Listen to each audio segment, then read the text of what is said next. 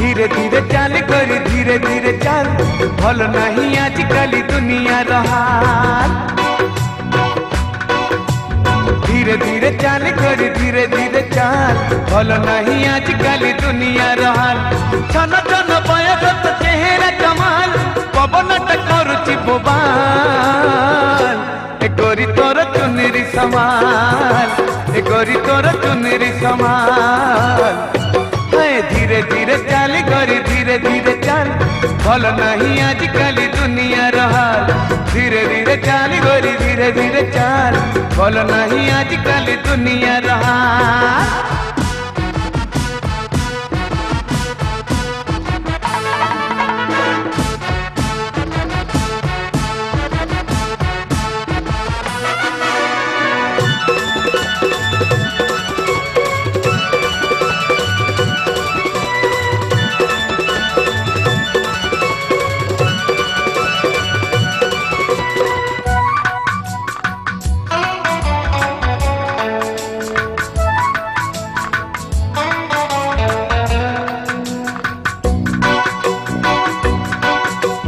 हसरु तो मली फूल झरी पड़ुची कथारु तोहर पुड़ी महु झरुची।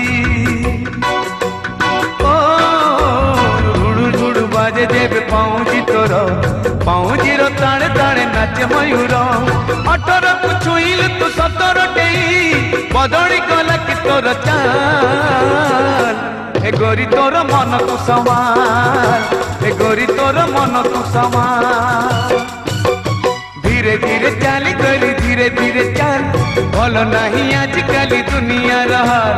धीरे धीरे चाल करी धीरे धीरे चाल भल नहीं आजकल दुनिया रहाल।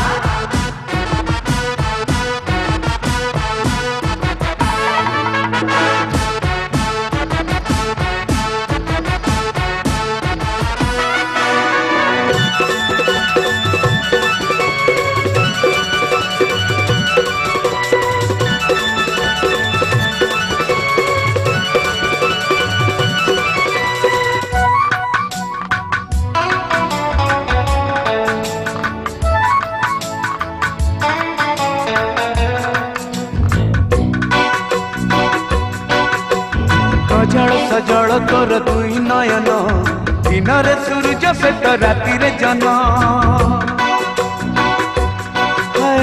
कलिजा दौची हाणी तो चाहाणी कहानी कहूची पुड़ी प्रेम कहानी। अमनिया बयस तो कला के मिया उड़ेलु रेशमी रुमाल। ए गोरी तोर चुनरी समाल ए गोरी तोर चुनरी समाल। धीरे धीरे चाल करी धीरे धीरे चाल भल नहीं आजकल दुनिया रहाल। धीरे धीरे चाल करी धीरे धीरे चाल भल नहीं आजकल दुनिया रहाल। छन छन बयस तो चेहरा कमाल पवन करुची बोबाल। ए गोरी तोर चुनरी समाल ए गोरी तोर चुनरी समाल ए गोरी तोर चुनरी समाल ए गोरी तोर चुनरी समाल।